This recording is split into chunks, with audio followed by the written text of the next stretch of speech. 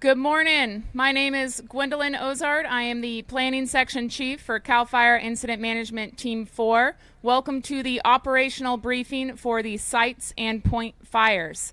Please take a moment, turn your cell phones off and your radios down before we get started. Turn with me to page 1 of your IAP and we're going to review the objectives. Our management objectives remain unchanged. For control objectives for the point fire, keep the fire within the current perimeter. The control objectives for the sites fire, keep the fire north of Old Wilbur Road, keep the fire south of the Glenn-Colusa County line, keep the fire east of the Mendocino National Forest boundary line, and keep the fire west of the Tehama-Glen Canal. Current situation. Good morning, Trevin Close, night operations. Starting with the point fire current situation, no increase in acreage yesterday. On both branches, crews continue to improve line, mopping up farther interior. However, there are smokes popping up in areas that were thought to be cold and out.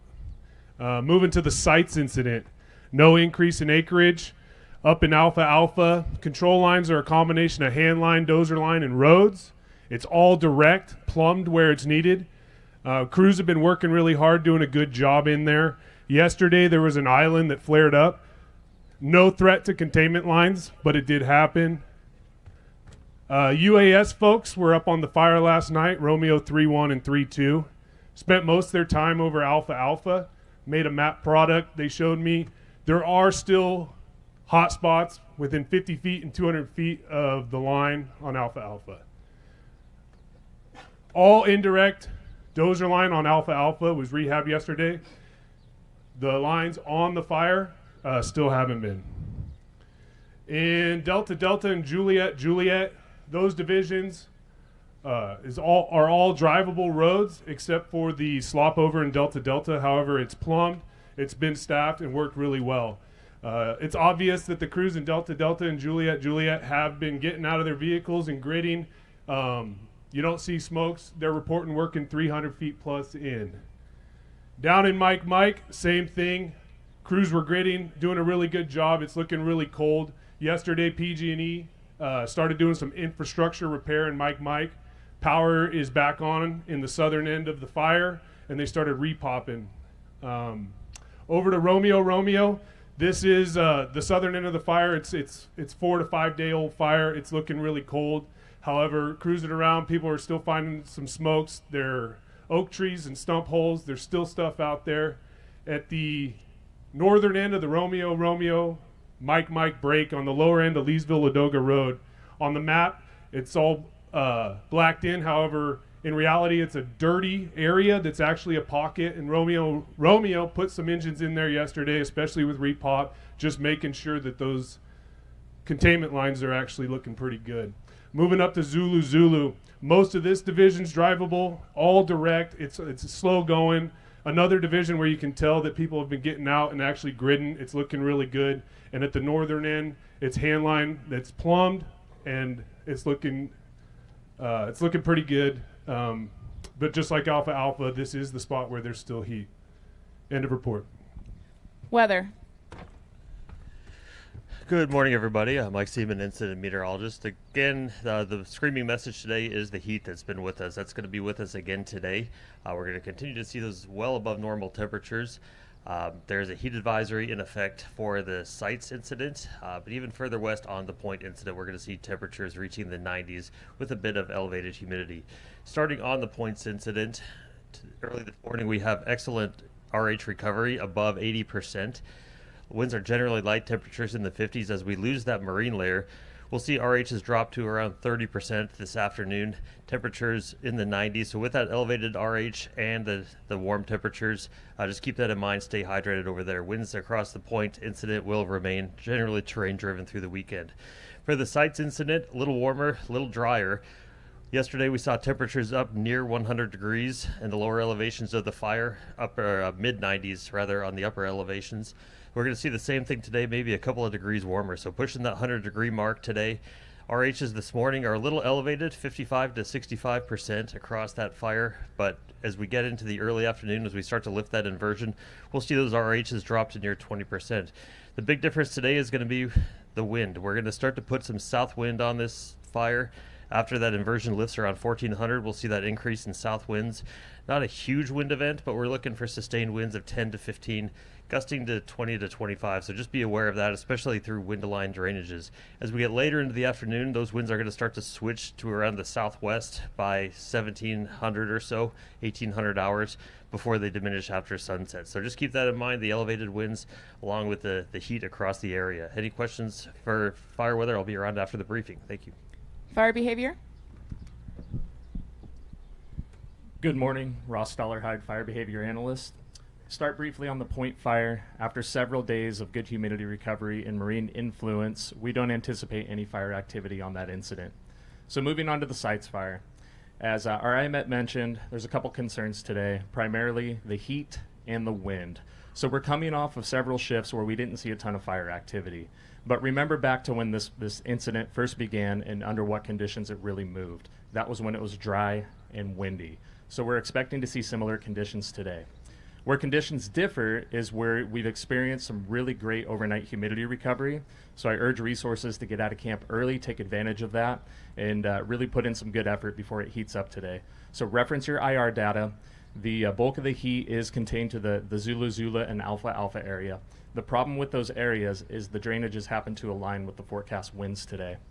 So get that work done early, and when that wind comes up around 1400 today, shift your eyes to the green. Spotting potential will be present, and the distances have increased out to about a mile. If you have any questions, find me after briefing. Thank you. Safety. Yeah, good morning, everybody. Clint Hamilton, IMT4 Safety Officer.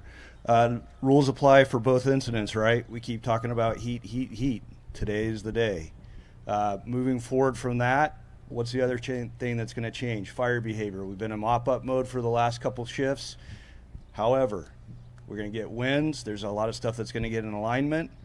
We've just heard that there is stuff out in the green. There could be stuff out in the green. Keep your head out there. Stay engaged with what we're doing. And complacency. We're at that point where gloves do matter, right? Make sure that all your folks on the line are wearing all their PPE. We've had a really good safety record to this point. Let's keep maintaining that. That's because of you guys. So thank you and make good decisions today. Division assignments and roll call. Hey, good morning. Kent Cunningham, Operations CAL FIRE IMT4. First on the point incident, continue to mop up, strengthen lines, and work interior to put the point fire at 100% mop up. So they'll continue to engage that today.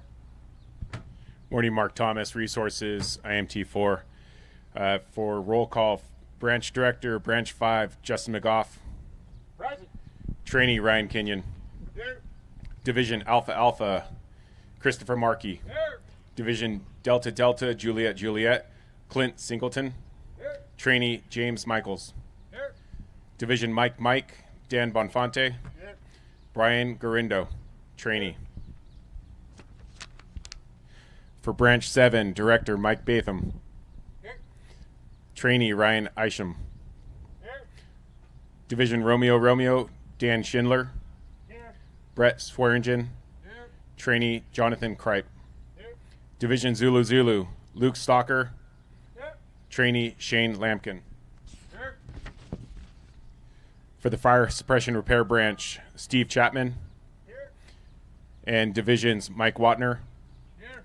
Anthony Pescatori, Here. Trainee Ryan Wimmer. Here. Okay, Alpha, Zulu will be the priority today. Romeo, we've identified some work that you need to get in there and get taken care of on a little bit of a green island in there. We will be tested today. All your hard work that you've put in will be tested today. Planning and hard work will lead to success. Continue to have your heads on a swivel and be prepared, and let's go pass the test today. Thank you. Air operations. Good morning. Greg Bradshaw, Air Operations, CAL FIRE IMT4. Air Operations will continue to support the point and the sites fire out of the 7M helibase, which is located near Middletown.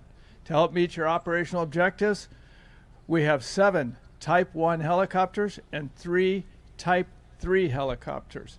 We also have a day rescue located at 7M, and we have a night rescue ship located at Colusa County Airport. Remember, air operations is part of your LCES. Monitor air to ground. Thank you. Communications. Good morning, Joe Peterson, Communications Unit Leader. On page 19 for the point incident, no change in the comm plan. There is cloning available this morning at the point incident. St. Helena is to remain as the communications for the point. On page 20 for the sites, review the 205. No change in the clone. There has been some reallocations of the frequencies for your divisional assignments. Cloning available here. And if you're experiencing any comm issues, come see communications. It may be a radio broken or something that needs to be help identified by communications. Have a great day. Medical. Good morning, Steve McGarry, Medical Unit, CAL FIRE Team 4. So page 21 is where the medical plan is today. So first on the point fire, we'll have Medic 560 at Dry Creek Road near the dam. Here on the sites fire, we'll have 2 ALS ambulances and 2 teams of line medics available. In box 6 is the information for emergency reporting. Please gather that information and pass it up the chain of command, and we'll get you the closest resource. Thank you. Information. Good morning, Jeremy Hollingshead, Public Information. Please turn to page 25 and 26 in your IAP. We placed some QR codes in various locations in base camp for you guys to scan and upload any photos or videos that you may have taken while being on the fire. So if you could do that, we'd appreciate it. We're going to use it for future social media posts. Now for some current numbers of the fire. The point is at 1,207 acres, 80% contained, 400 personnel, and the sites is at 19,195 acres, 35% contained with 2,248 personnel. Thanks. Liaison. Good morning, Lonnie Olson, CAL FIRE IMT 4. Thank you to all our cooperators and agency representatives. If we haven't had a chance to gather your contact information, please meet me off to the side of the stage after the briefing and then join us at 10 o'clock at Atwood Hall for our cooperators meeting. Thank you. Sonoma-Lake-Napa line officer. Good morning, everybody. Justin Bangrel. A couple things this morning. Myself and Chief Marcucci were able to get out, visit the firefighters on the line yesterday, say hello to some of you folks out there. Things are looking really, really, really good. We're happy with what we're seeing. No real concerns that myself or the unit has. Going forward, just know you're doing the great work out there, but we do need to continue what we're doing.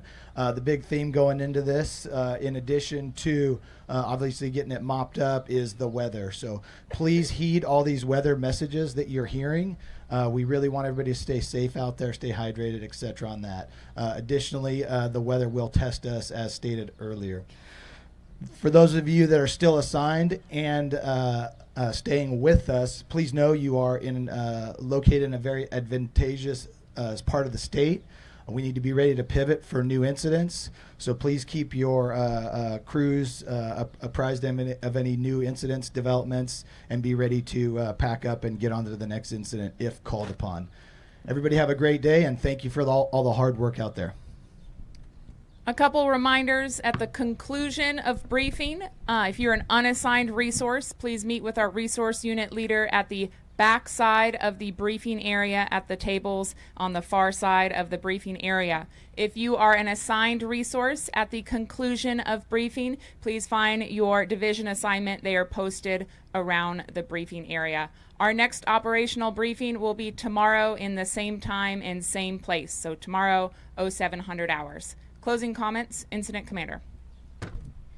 Hey, good morning, everyone. Scott Corn, Incident Commander for Team 4.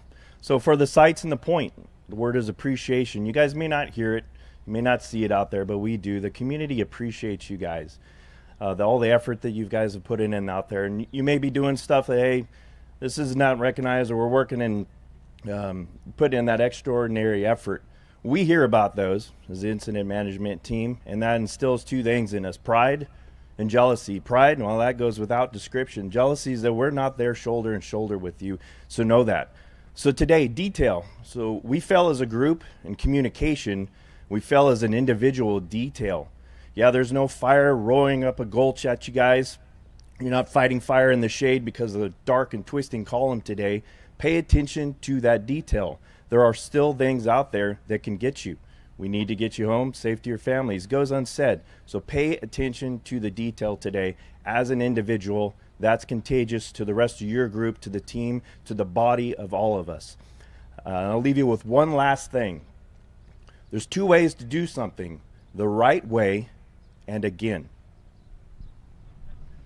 Thank you. That will conclude our operational briefing. For those of you that turned your cell phones off and your radios down, please turn those back on now and go to your breakouts around the briefing area. Thank you.